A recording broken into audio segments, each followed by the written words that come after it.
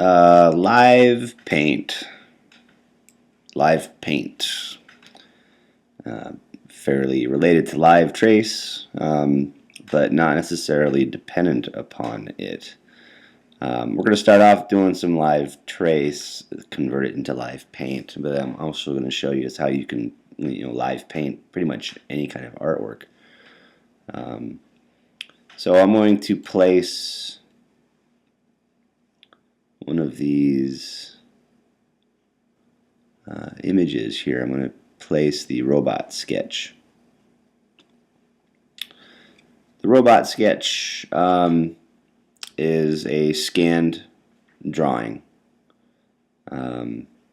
that we're going to turn into vector paths. So I'm going to go into my tracing options,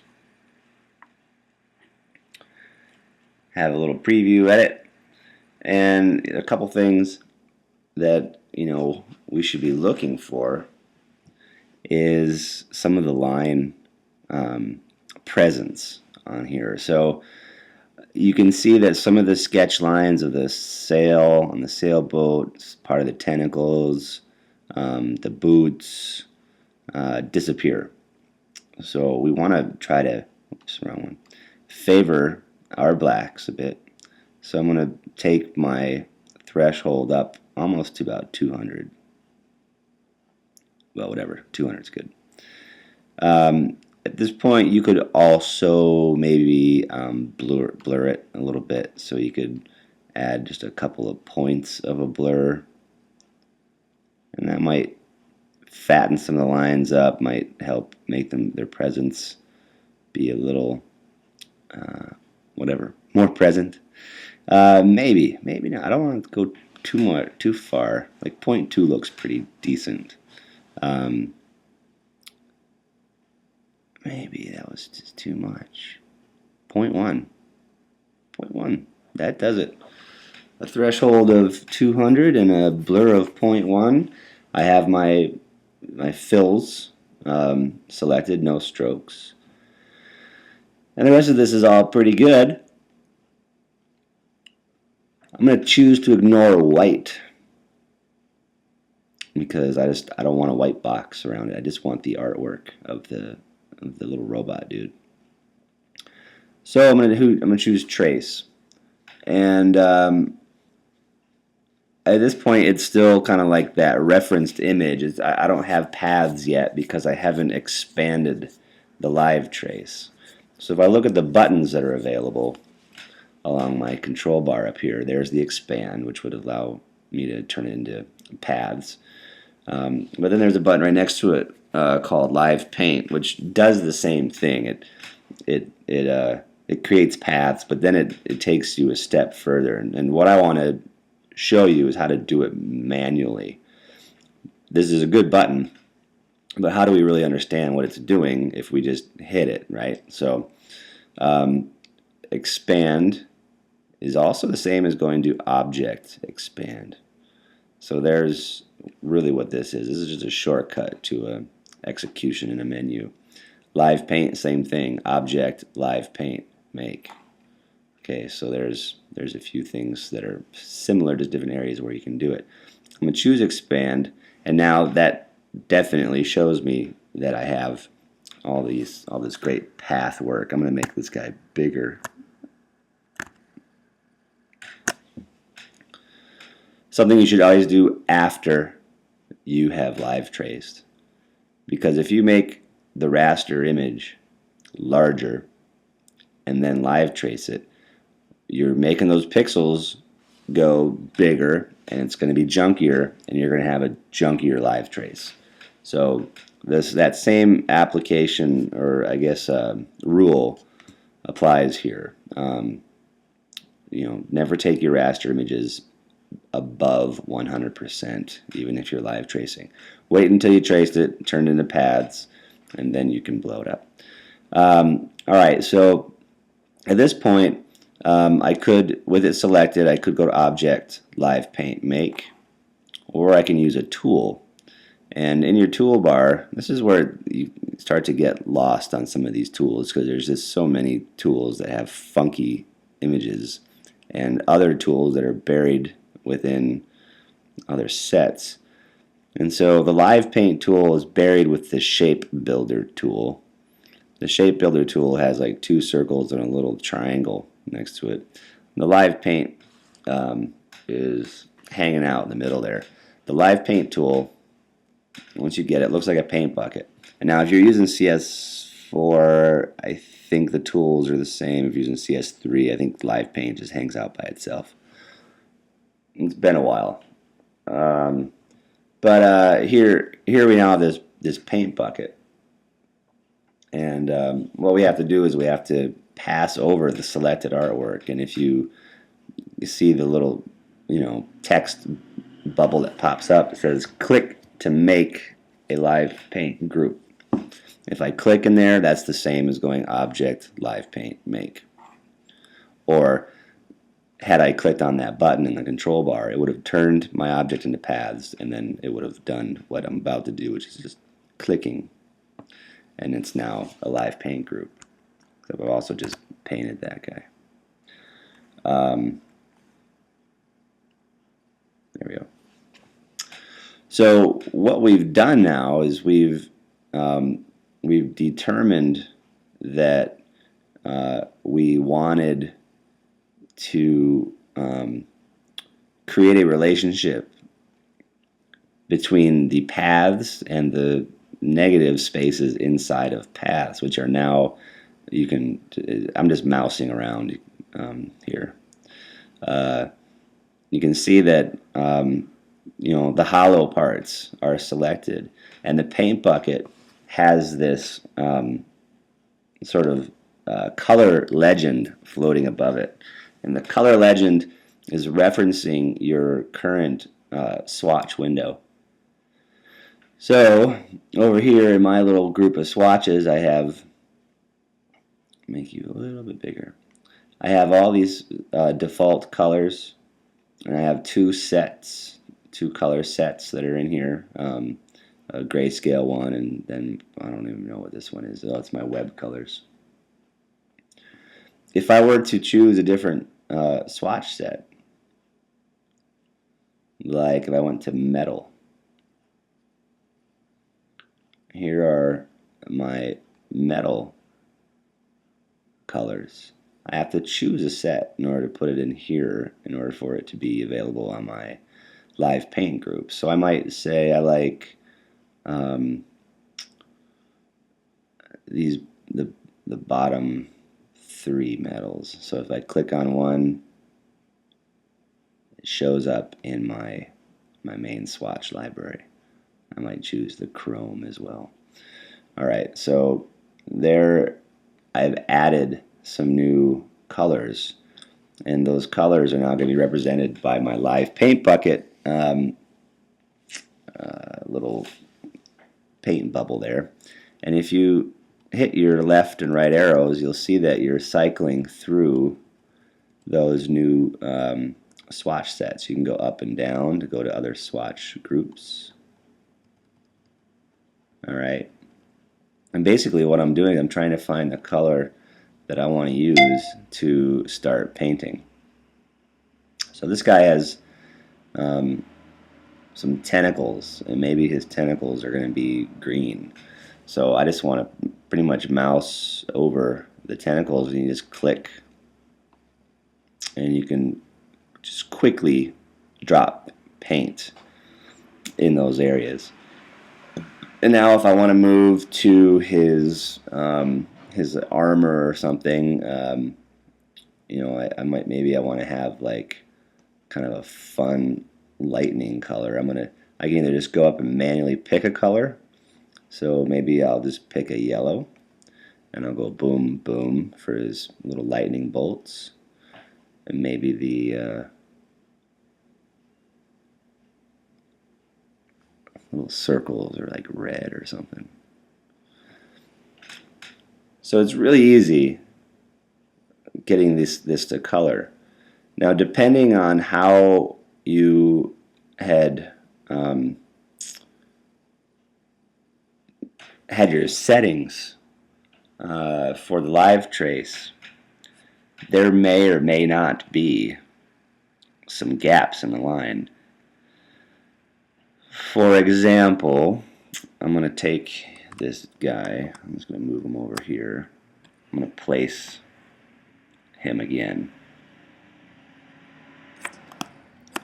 Live trace.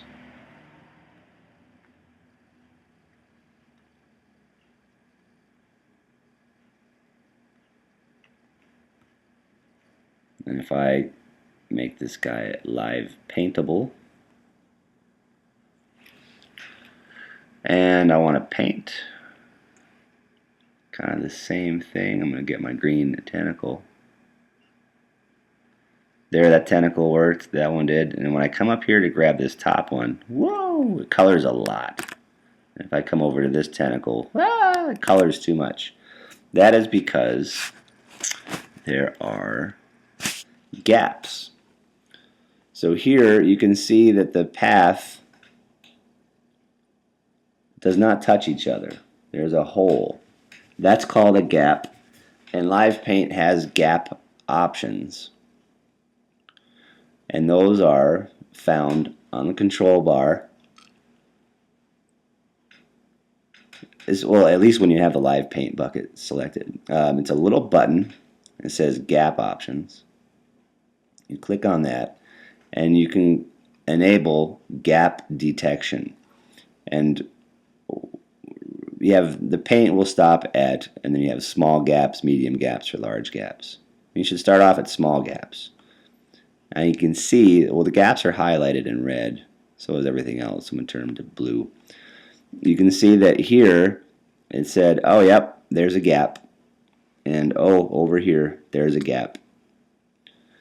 That gap detection now allows me to fill in that little spot without it bleeding out all over the place. And if I go over to this tentacle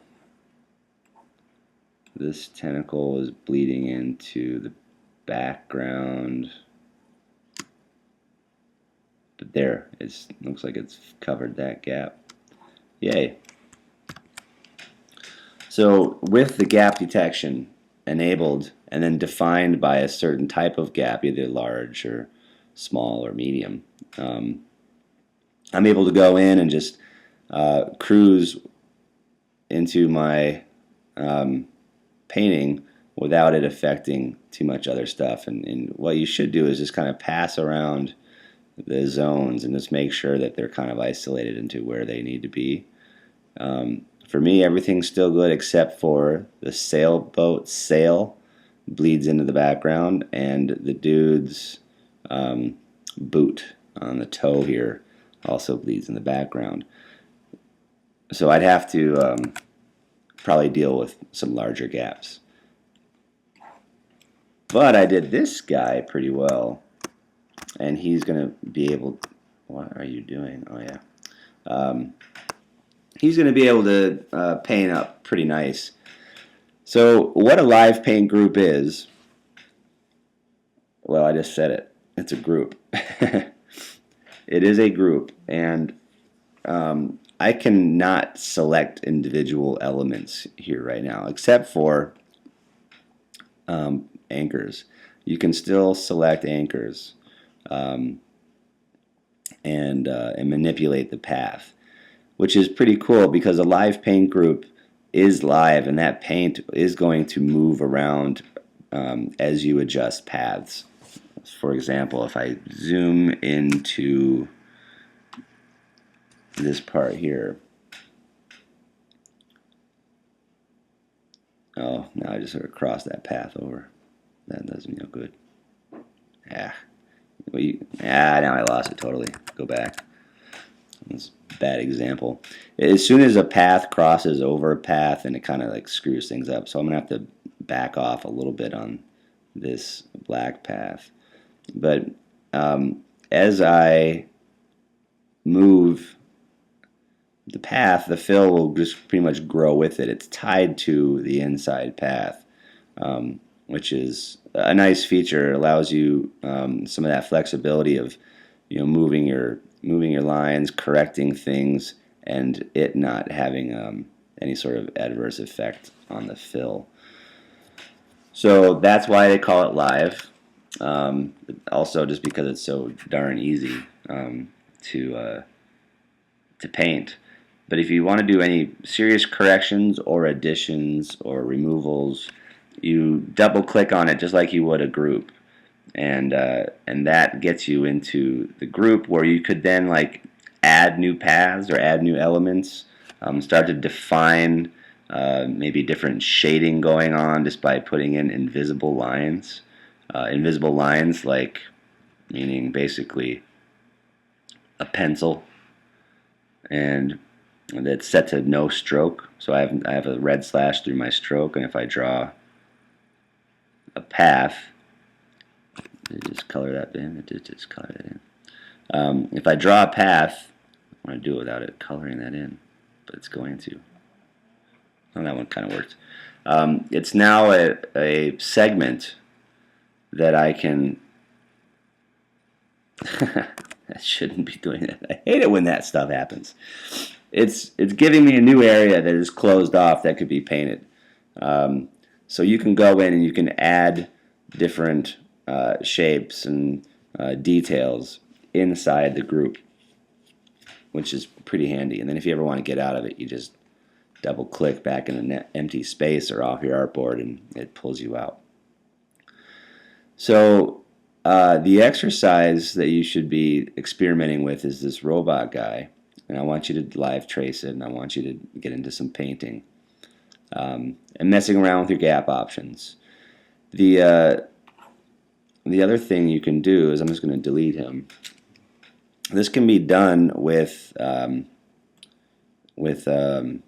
just regular old paths that you create. I'm going to check this, make sure it's not set to fill. My fidelity is okay. All right. So like if I were to draw like just I'll just draw like a leaf.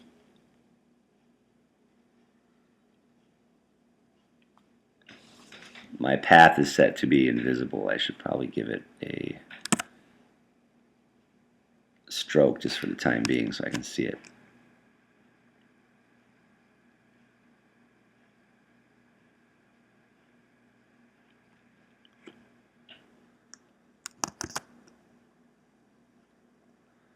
I didn't want to do that. Hey, undo, deselect all. There we go. My pencil was set to edit path still. Not something I wanted.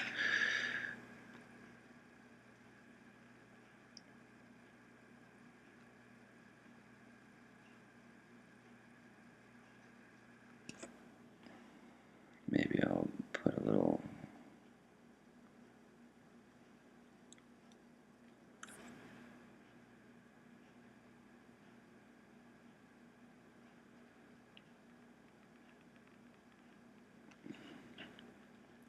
Maybe this leaf, I don't even know what kind of leaf I'm drawing. Maybe there's a little decorative thing going on the inside here. Just a little bit.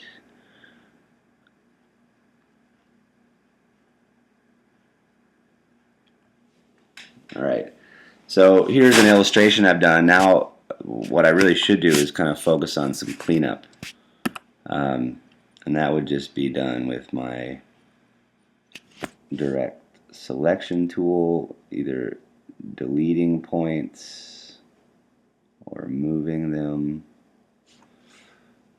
And I'm also going in and kind of closing my own gaps, which, it's bent it. I don't want to bend it. Bending it again. There we go. I don't want you there, and you, I want to pull you over like that, and this guy overlaps, set it back here, this one back to there. It's all looking pretty good. There's an overlap that I don't want. So this is pretty much like par for the course for doing illustrative work. a good illustrator, not saying that I am one, but a good illustrator pays attention to details and doesn't settle for the first strokes that are set down. Even if they look good, you should always go back in and look at what's really going on there. So there's my leaf. What I'm going to do is I'm going to select all of that. I'm going to set my strokes to be 0.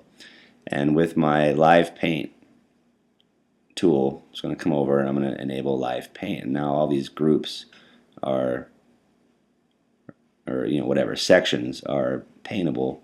So I might go to my nature and I'll do foliage.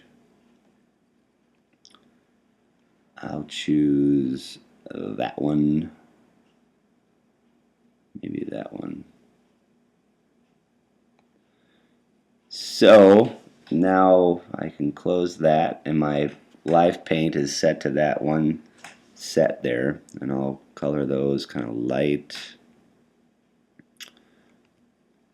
Maybe that's sort of a dark thing in the middle. The core could be that color, and then slightly offset. Oh, that's interesting. That got broken into 2. And then my little stem could be like, yeah, let's go up and do like a brown. Do I want brown? No, I should probably just stay with a dark green. That'd make more sense. So, that way I'm able to do some sketch work, some illustrative sketch work with a simple tool like the pencil, and then go in and paint it easily at any time, changing the color, not having to worry about selections or whatever. This could be a figure, it could be, just pretty much anything, any sort of abstraction or whatever. But the Live Paint tool is handy for doing sketch work as well, as opposed to just relying on live trace work. What a nice little leaf. Good work, Greg. So satisfying. Now, I'm pretty sure that's it. I'm gonna terminate this Live Paint session. Do I want to terminate this? Well, there's a Live Paint selection tool that allows you to select colors, and then you could just like redefine it something else. Ooh, that's a little crazy. Maybe I'd have to choose those and give them a different value. Yeah, sure, whatever. Okay, so Live Paint and Live Paint selection. There you have it.